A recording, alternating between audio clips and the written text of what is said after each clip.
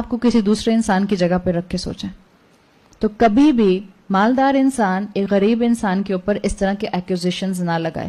اگر آپ کو معلوم ہے تو بھی اپنی زبان کو تھام کر کنٹرول کر کے الفاظ کا سلیکشن کیجئے, اور نہ کبھی غریب انسان امیروں کے اوپر ایلیگیشن لگائے اور یہ سمجھے کہ کیوں مالدار ہیں یقیناً غلطی طریقوں سے مال کمایا ہوگا. اللہ نے اس دین کے اندر یہی خوبصورتی رکھی ہے کہ مال والا جو ہے وہ شکر کی نعمت کر کے اللہ کے قریب ہوتا ہے, اور جس کو اللہ دنیا کی آزمائشیں دیتا ہے, جن پر غربت ہوتی ہے, وہ صبر کر کے اللہ کے قریب ہوتا ہے. یہ بیلنس مینٹین کرنے کی ضرورت ہے, اور اسی سے اخوت ڈیولپ ہوتی ہے, اسی سے بردرہڈ ڈیولپ ہوگا, اسی سے امت بنے گی. جب ہم معاشروں کے اندر کٹ گئے ہیں, جب ہم گھروں کے اندر کٹ گئے ہیں, تو ہم امت کے لیول پر کھڑے کیسے ہو سکتے ہیں؟ یہ ہمارا پرابلم ہے جو اس کہانی کے اندر مینشن کیا گیا ہے. تو اللہ تعالیٰ نے بھی یہاں بتا دیا کہ انسان اس غلط فہمی کا شکار نہ ہو کہ اگر دنیا میں بہت کچھ ملا ہے تو یہ گارنٹی اس بات کی ہے کہ اللہ بھی اس سے بہت خوش ہے. جیسے سورہ بنی اسرائیل کی آیت نمبر 20 میں آتا ہے, اللہ نے بتایا ہے اللہ ہر طرح کے گروہ کو نعمتیں دیتا ہے. کُلًّا نُمِدُّ ہؤلاء وہؤلاء من عطاء ربک. اللہ ہر طرح کے گروپ کو, ہر طرح کے گروہ کو, مسلم ہو یا کافر, اس کو دنیا کی عطا جو ہے وہ دیتا ہے. اور یاد رکھیں دنیا کی عطا جو ہے وہ میرے اور آپ کے لیے اللہ کی محبت کی گارنٹی نہیں ہے, لیکن شیطان ہمیں اس کا دھوکہ دیتا ہے.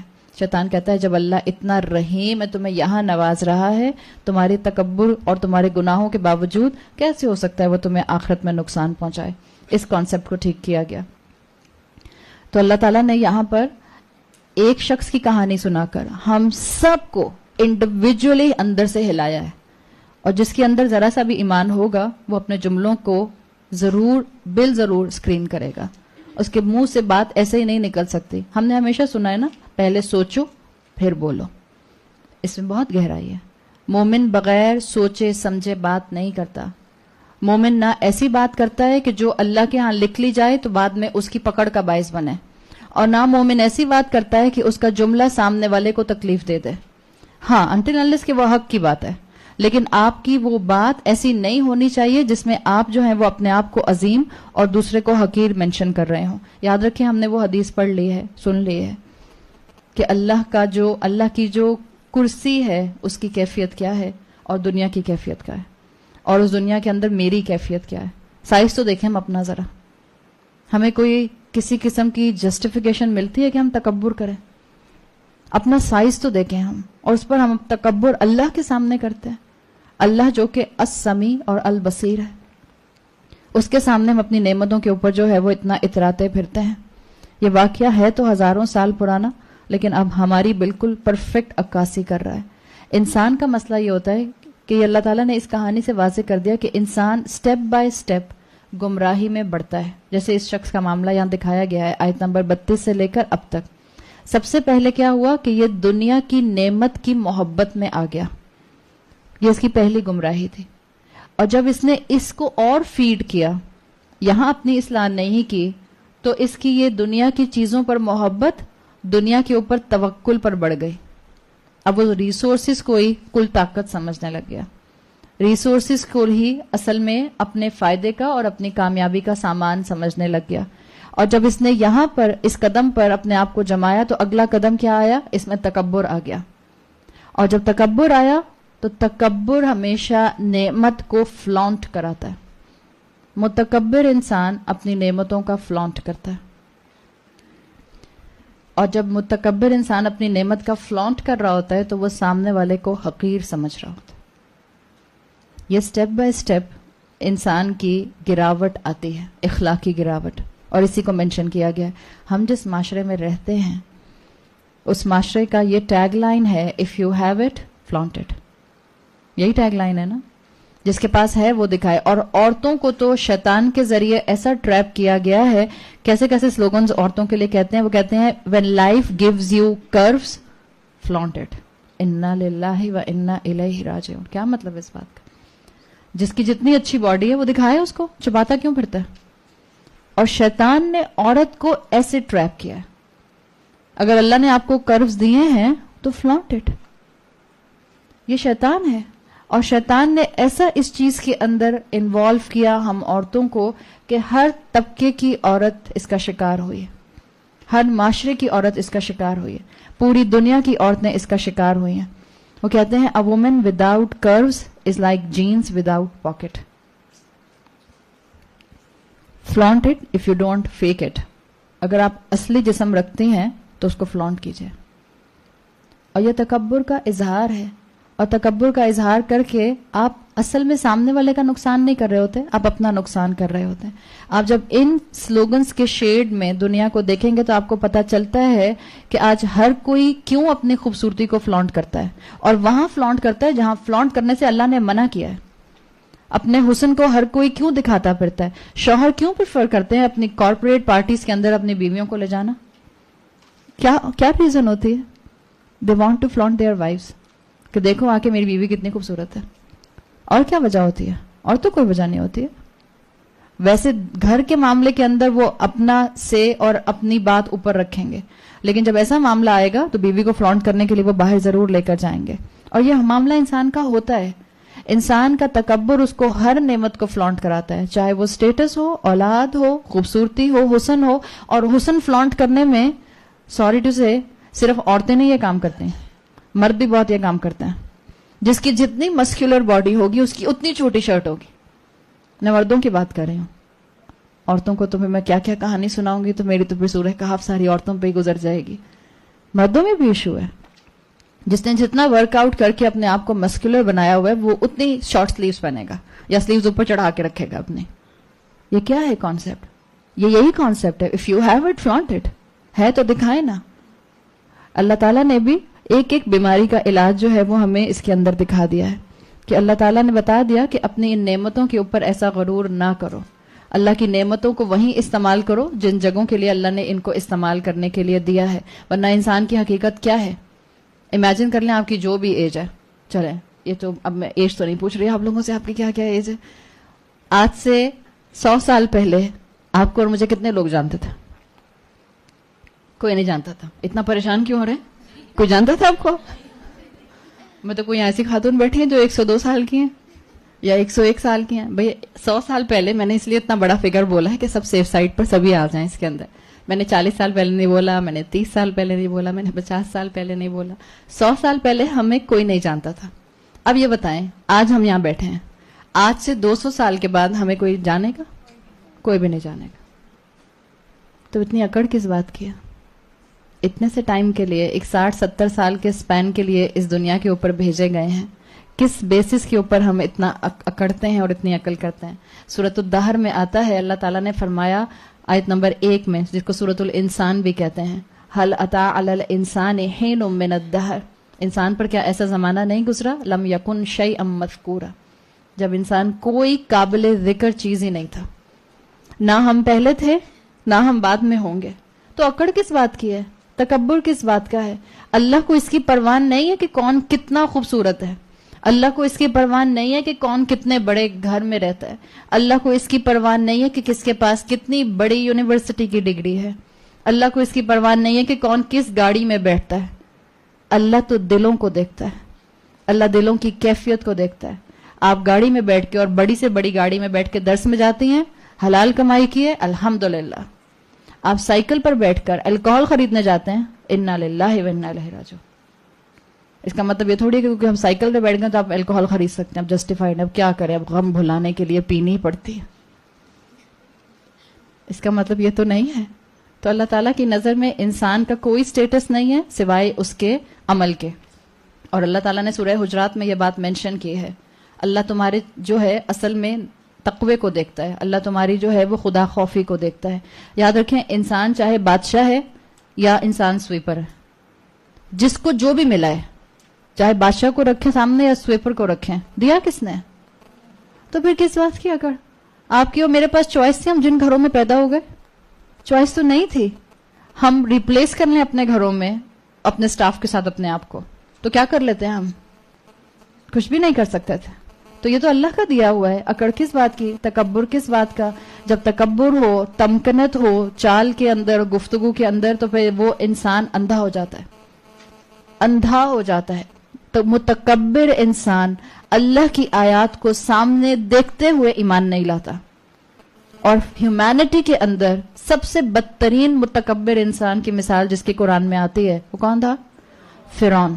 اپنی آنکھوں سے کئی دفعہ معجزے دیکھے اپنے دربار کے اندر, اور جو الٹیمیٹ معجزہ اللہ نے اس کو دکھایا, اپنی آنکھوں سے دیکھ رہا تھا کہ اللہ تعالیٰ نے موسیٰ علیہ السلام اور ان کی قوم کے لیے سمندر کے اندر راستہ بنا دیا.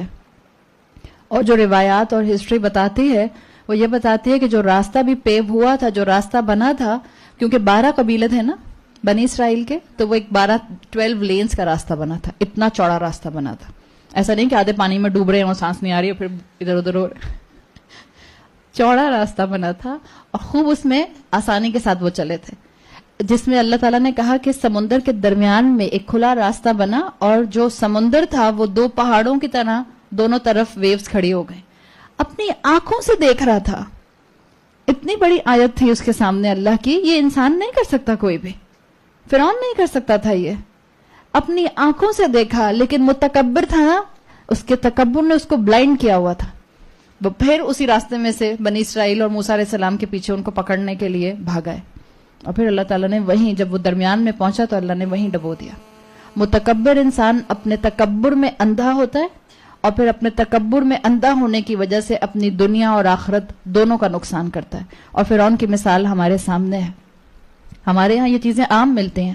ہر انسان جو سوسائٹی میں آپ دیکھ لیں, مالدار انسان جو ہیں وہ اپنے تکبر کا نشانہ وہ بناتے ہیں کم مالدار لوگوں کو. بڑا ملک نشانہ بنائے گا جو کم حیثیت کا, کم ڈیولپمنٹ کا, انڈر ڈیولپ ملک ہوگا. جو عوام ہوں گے وہ بیچارے نشانہ بنیں گے پولیٹیشنز کا.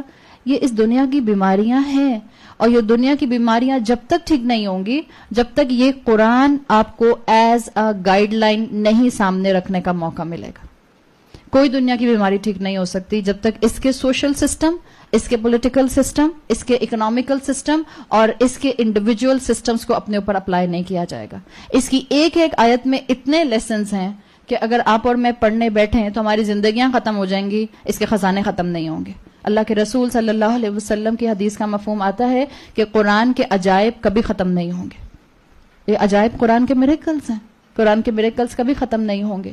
تو اللہ تعالیٰ نے اس انسان کی کیفیت کو یہاں بیان کیا کہ اس کے تکبر نے اس کو غفلت کا شکار کر دیا تھا, اس کے تکبر نے اس کو شیطان کا ساتھی بنا دیا تھا, اور یہی اس کا مسئلہ تھا کہ یہ آخرت کو بھول بیٹھا تھا.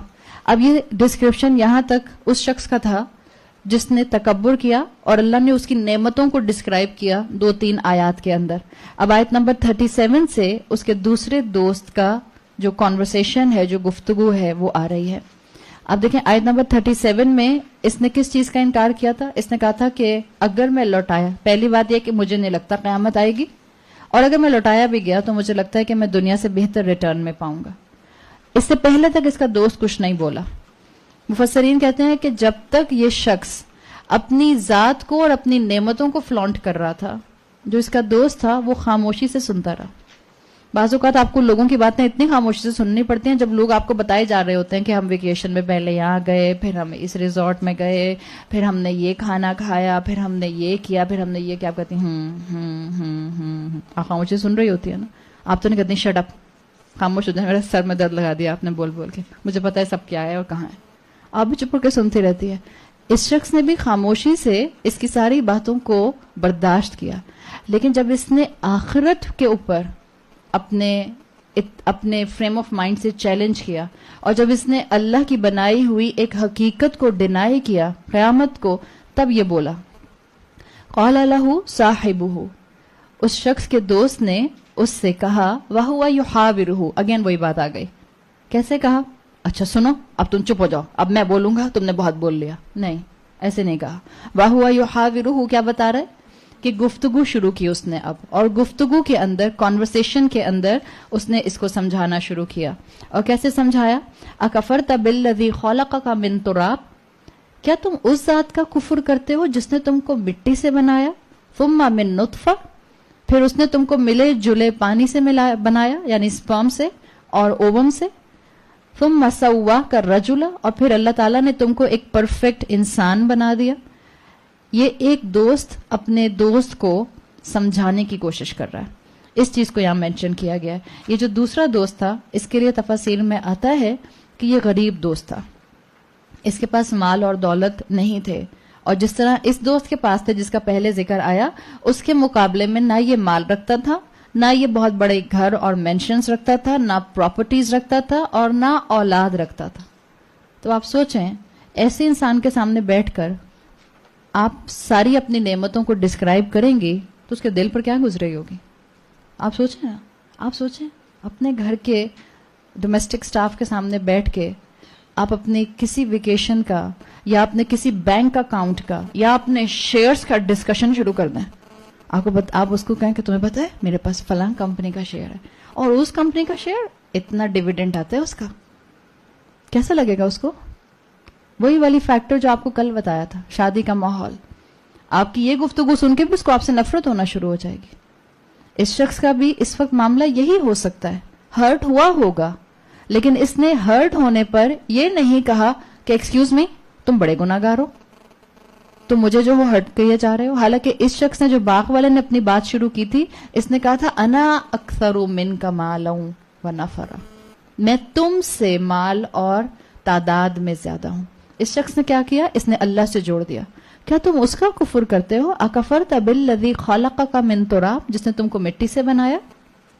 تو اس نے اپنے اوپر سے اس چیز کو ہٹایا. اور آپ دیکھیں گے ان آیات کے اندر کہ جس پروسیس کو یہ نعمت والا لے کر چلا تھا، یہ اس کے ریورس میں جواب دینا شروع کر رہا ہے.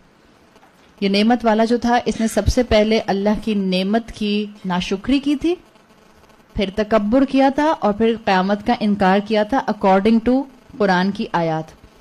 یہ جو دوست جواب دے گا، یہ ریورس میں جواب دینا شروع کرے گا. یہ اللہ تعالیٰ کا احساس اس کو دلا رہا ہے کہ کیسے ہو سکتا ہے کہ تم اللہ کی پرواہ نہ کرو.